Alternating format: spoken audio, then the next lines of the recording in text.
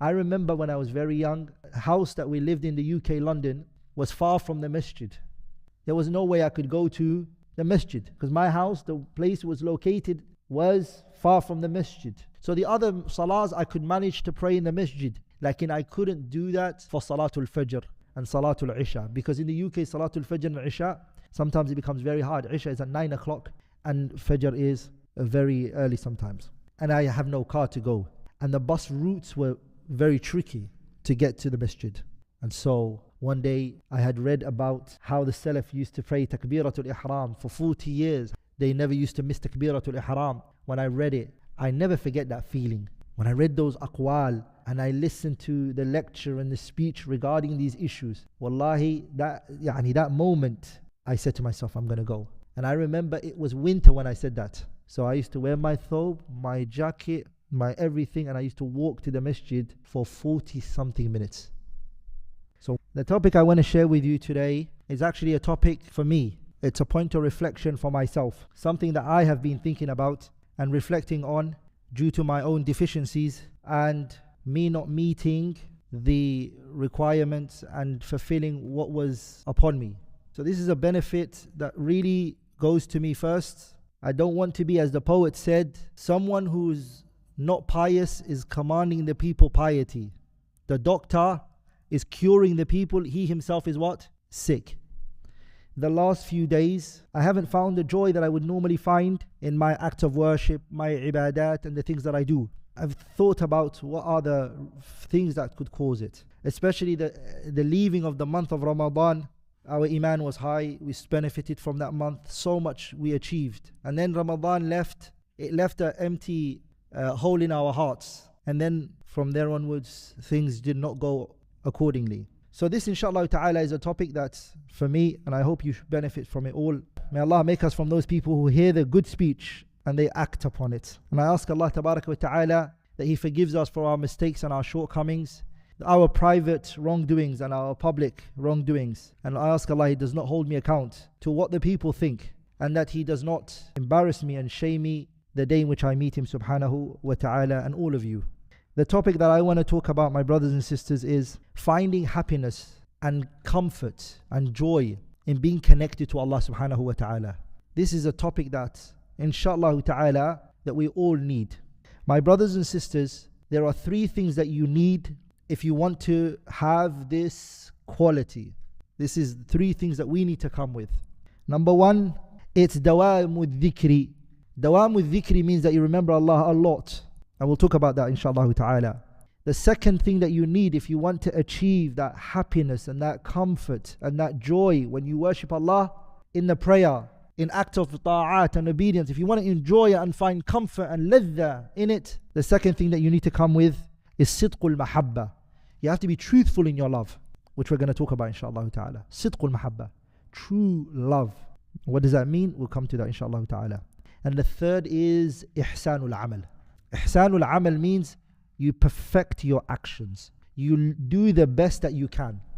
Anyone who comes with these 3, you will find joy. You will find happiness. You will find ladha, sweetness. You will find strength in the acts of worship that you do. Everything that's happening around you will not affect you in your ibadah. You will be like a boat, strong boat, in the middle of the ocean where the tide is coming from all directions, but that boat will sail through it. The water will never get into it. You will get to your destination. Even though the tide is up in the air, you're just sailing through it, because internally you're strong and you're built. If, my brothers and sisters, this is removed from you, or any one of those factors is taken from you, you find the acts of worship, the joy is gone, the ladha is gone. You do not feel sweetness in your heart. I read Shaykh al-Islam ibn Taymiyyah, rahimahullah. He went out one day, and he left his house. He went to a place where no one could see him. Ibn al-Qayyim said, I followed him. He's my teacher. So he said, I followed my teacher. Everyone else was not there, and I was the only one. I was watching him. When he came to an open land where there was nobody, no one could see Shaykh al-Islam ibn Taymiyyah. Ibn Taymiyyah breathed, and then he said, I'm now leaving the houses and people's area residency. I've left everybody now. I'm talking to you now, O Allah, between me and you. Privately, he found, rahimahullah, his connection with Allah. No one could see him. One of the great A'imma of Al-Islam, he said, I traveled with Abdullah ibn Mubarak. Abdullah Mubarak, a great Imam. When I traveled with him, I wanted to know, he said, this man, why Abdullah ibn Mubarak passed everybody? Why everyone loved him? Why was he seen as Imam Abdullah ibn Mubarak? He said, I wanted to investigate. So he said, we traveled. We traveled and we went to a different city. One day he said, we were sitting. He said, when I saw him, his act of worship, his ibadat, it was normal. It was like the rest of us. He said, I didn't see anything which I could say to myself, this is the thing and why he is unique. This is the thing why he sticks out. I couldn't see any of that from him. Until one day, he said, we were sitting around a fire. And as we were sitting there, the fire extinguished. The light of the fire extinguished. The light is not there anymore. And as soon as that darkness hits, Abdullah ibn Mubarak started to cry.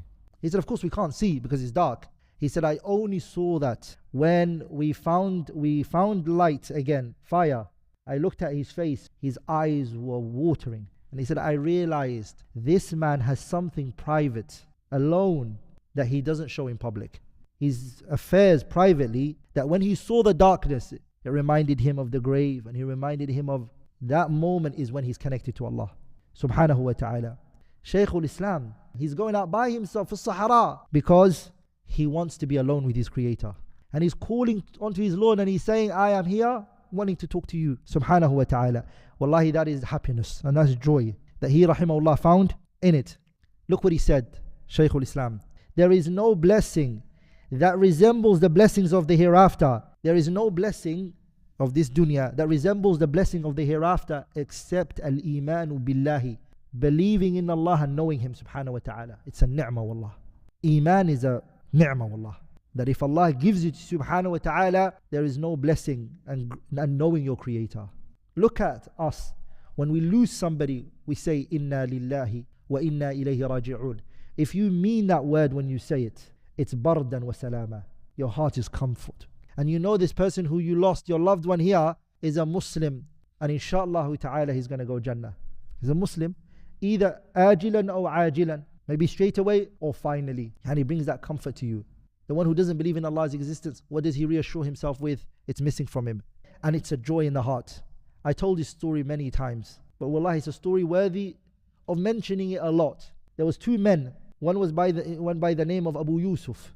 And another one, his name was Ibrahim ibn Adham. The both of them were very poor men. They didn't have worldly possessions. The dunya was not in their hands. They were very, very poor men. They had nothing. So one day they managed to find bread. They were hungry. For days they didn't have anything to eat. They managed to find bread. But the bread that they received was very hard. It wasn't soft. And they didn't have soup or something to eat with it.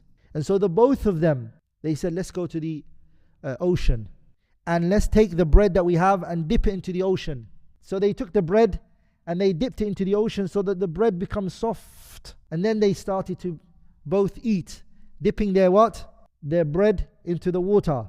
And they're drinking, they're eating, and they're dipping in and they're eating. And one of them said to the other, if the kings and the children of the kings were to know the blessing that you and I have right now, if they knew the happiness and the blessing and the good that you and I both have, if they knew it, the kings and the children of the kings, if they knew it, they would have come from their palaces and they would have tried to take it away from us. These two individuals don't have anything, my brothers. They just managed to find those two breads. The reason why they have that feeling inside, Ibn Taymiyyah told us. He said, Inna fi dunya jannah. There's a Jannah in this dunya. What do you think of when you think of Jannah? What do you guys think of when you think Jannah? Happiness, joy, bliss, ni'am, great things that never stop. Ibn Taymiyyah is saying there's one like that in this world. There's a happiness in this world that there's no happiness like it. There's joy in this dunya that there's no joy like it. There's excitement and good in this dunya that there's no goodness like it. He said, Inna fi dunya jannah, man lam yadkhulha. Anyone who doesn't enter that jannah of the dunya, lam yadkhul jannat al-akhirah. He's not going to enter the jannah of the hereafter. When he was asked, what is it? He said, al-imanu billah. To believe in Allah is a Jannah, it's a joy. A lot of you here, maybe you're not feeling that right now. But remember when you first started to seek knowledge. I remember when I was very young, a house that we lived in the UK, London, was far from the masjid. There was no way I could go to the masjid because my house, the place it was located, was far from the masjid. So the other salahs I could manage to pray in the masjid. Like I couldn't do that for Salatul Fajr and Salatul Isha. Because in the UK, Salatul Fajr and Isha, sometimes it becomes very hard. Isha is at 9 o'clock and Fajr is very early sometimes. And I have no car to go. And the bus routes were very tricky to get to the masjid. And so one day I had read about how the Salaf used to pray Takbiratul Ihram for 40 years. They never used to miss Takbiratul Ihram. When I read it, I never forget that feeling. When I read those aqwal and I listened to the lecture and the speech regarding these issues, wallahi, that moment, I said to myself, I'm going to go. And I remember it was winter when I said that. So I used to wear my thobe, my jacket, my everything, and I used to walk to the masjid for 40 something minutes. So 1 hour something, before that I would leave and I'll start walking. I never used to feel it. That is what is called what? Ladha, joy. I used to enjoy it. In the meantime, I don't know if you guys, those Walkman cassettes, I used to listen to it, put it in my pocket, put it in, and I'd listen to it going to the masjid and coming back. That is something, if fast forward, maybe I'm most likely not going to do that now. What happened? You see, that it wears out. The iman, what happens? It wears out just like the clothes wears out. And the joy that those days I had, knowing that I just prayed in the masjid and I used to come back home, it's a ladha, no ladha like it. And every one of you I know can say the same thing. That is something we need to yearn for. That's something we need to look for. Where is it? Where is it gone? Why do we not have this? And I've also mentioned this story before. When this happens to us, we need to do something about it. We should not ignore it. When we see ourselves going down, it's not right for you to ignore it and let it get worse and worse and worse. Ibn Sa'ad mentions in his Tabaqat, and I've mentioned this story a few times, a great imam by the name of Maymun ibn Mihran. Now Maymun, he used to write for Umar ibn Abdul Aziz. He was like the right hand man of who? Umar ibn Abdul Aziz. And you all know who Umar ibn Abdul Aziz is, rahimahullah ta'ala. So Maymun was a writer for him, that he would write for him the letters and the notes. And Umar ibn Abdul Aziz was known, he only used to bring close to himself righteous, noble people. Maymun, he lost his eyesight, he'd become a very old man. So he called his son and he said, Dad, I want you to take me to Hassan al-Basri. I want to go to Hassan al-Basri. Why? Because I find in my heart deterioration. My iman has gone low, it's dipped. My heart is not like it used to be. And I need to go to Hassan al-Basri. I need to talk to him. So he's blind, so his son grabbed him by the hand and he said, okay, Dad, I will take you. And he took his father by the hand and he brought him to the house of Hassan al-Basri. They knocked the door, and when they knocked the door, the servant of Hassan al-Basri, she opened the door. She said, who's there? And he said, it's Maymun. I want to see Hassan.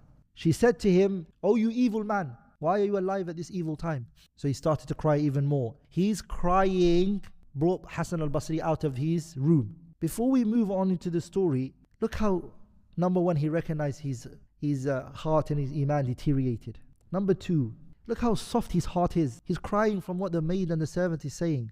His heart is not dead, so still alive. He's affected by what she's saying. So he goes into the room. Hassan al-Basri sits him down. He said, what has brought you? He said, I've come because my iman has deteriorated. My heart, iman has gone slightly down. I'm not like I used to be. That's what the ulama do. That's what the real Muslim does. When he realizes his iman dips a little bit, he goes and he looks for something to cure this problem. Don't ignore it. If you ignore it, it will destroy you. If our hearts become sick, we cure it with the remembrance and the studying of the lives of the great imams. And when we read it, we get better. We get better and we are now able to go forward. When he said this to Hassan al-Basri, that my iman is deteriorated and it's gone down, what can you advise me? Tell me something. Hassan al-Basri rahimahullah, he said, أعوذ بالله من الشيطان الرجيم أفرأيت إن متعناهم سنين ثم جاءهم ما كانوا يوعدون ما أغنى عنهم ما كانوا يمتعون. He read those 3 verses for him. What does it mean? It means أفرأيت إن متعناهم سنين. What about if we give them joy for a period of time? We let them enjoy themselves in this world. We let them have fun. We let them do what they want. Sineen for years, 40 years, 30 years, 20 years. Enjoy yourself in the world. And then it comes to them that which they were promised. The promise of Allah comes. Death, the inevitable thing comes. When that time comes, the things that they were enjoying themselves and they were indulged in will not stop them from the thing that Allah has planned for them. Those are powerful verses. As soon as those verses was read, Maymun ibn Mihran, ughshiya alayhi, he fainted. He realized those verses, what they really mean. The Quran affects the mountains, brothers, and it doesn't affect our hearts. So when he fainted, he got up. Hassan al-Basri said, that's all I could say to you. And then he left. His son said to him, Dad, was that man that we just met, the son of Maymun ibn Mihran, said to his father Maymun, he said, was that person that we just spoke to Hassan? He said, yes. لأن Hassan al-Basri was loved and appreciated. He said, was that him? He said, yes. He said, what did he do? Why did he not say to you other things? And Hassan's words were like quotes, even at his own time. Some of the great scholars, they said about him, his speech, Hassan al-Basri, resembles the speeches of the prophets. I encourage you after today. There's a kitab written by Ibn al-Jawzi rahimahullah about Hassan al-Basri, his life and his words. And it's actually translated in English. I think it's called The Beacon of Basra. You can download it as a PDF if it's online. If it's not, then buy the book. It's translated in English. It's his life. It's his, rahimahullah ta'ala, his quotes and statements that he has said, rahimahullah ta'ala. So he said, Dad, is that who he was? Was that Hassan al-Basri? He didn't say anything to you. And he said, Wallahi, my son, he has said words that if you truly knew what it was, they would have affected you.